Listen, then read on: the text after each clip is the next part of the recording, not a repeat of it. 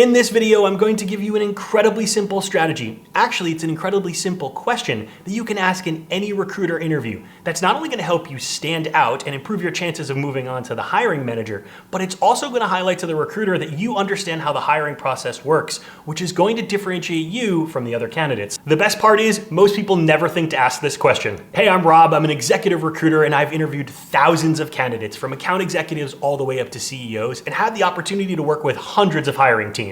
I break down job search strategies that actually help you get hired faster and earn more money. My job search content has garnered over 40 million organic views and helped tens of thousands of people land jobs. So be sure to subscribe, save this video for later, and let's get into it. Most job seekers probably think recruiters randomly review resumes and LinkedIn profiles, push forward whoever they think looks good. But in reality, that's not how it works. For this question to actually work for you in the interview, it's important to understand the dynamics between a recruiter and a hiring manager. When a hiring manager kicks off a role, they'll sit down and meet with a recruiter to review all the qualifications that they're looking for in the candidates. Coming out of that meeting, the recruiter typically will have 3 to 5 top skills or experiences that the hiring manager ideally wants the candidates to bring to the role. This key criteria coming out of that meeting will now become the recruiter's North Star and how they will evaluate all of the candidates. Most candidates don't realize this happens, so they go into the interview hoping to match their experience to whatever the recruiter is looking for, but they don't really understand exactly what they need to share to ensure the recruiter moves them on to the hiring manager. Now that you know what happens behind the scenes during the hiring process, towards the end of the interview with the recruiter, you're going to ask some version of this question. When you met with the hiring manager, what were the top 3 things that they identified they want this person to bring to the role? Let's break down why this simple question works so well. Number 1 is this puts the recruiter in the position to tell you exactly what they're evaluating you on, so there's no more guessing. Number 2 is this is going to give you valuable insights into what really matters to the hiring manager, which you can leverage later on in your interview with the hiring manager. Now, don't stop there. This is not one of those opportunities where you ask the question and then nod and smile as you get the answers. For this really to be effective, you need to listen to what the top 3 things are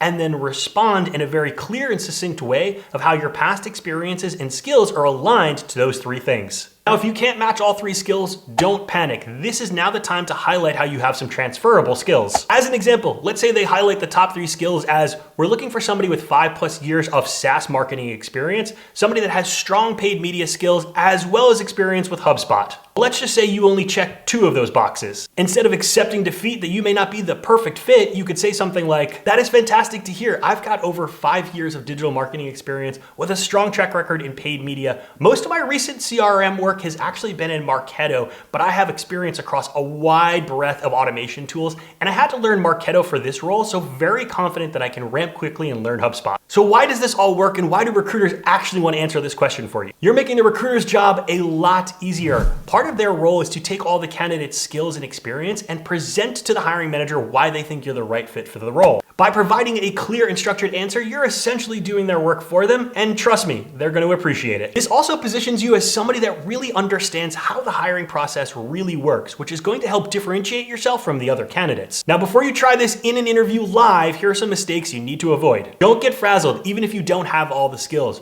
Remember, they saw something in your resume, that's why you're there for the interview. Take a deep breath, try to look for transferable skills, and answer the question with confidence. This takes practice. If you really want to nail this in a live interview, you need to rehearse how your experience is aligned, as well as practice bridging transferable skills. Don't ramble. This is not the time for a long-winded answer. If you can answer this question clearly and concisely, not only will you highlight those 3 skills, but you'll also highlight your communication skills. It's completely okay for your answer to repeat something that you said earlier in the interview. Repetition is powerful. We also know from studies that people put a lot of weight on the last thing they heard. So if you nail this question and answer towards the end of your interview, you're going to end the interview on a really high note. Next time you're in an interview with a recruiter, be sure to use this strategy. It's a small shift, but it has a massive impact. And if you want more tips on how to nail your next job interview, be sure to watch the next video.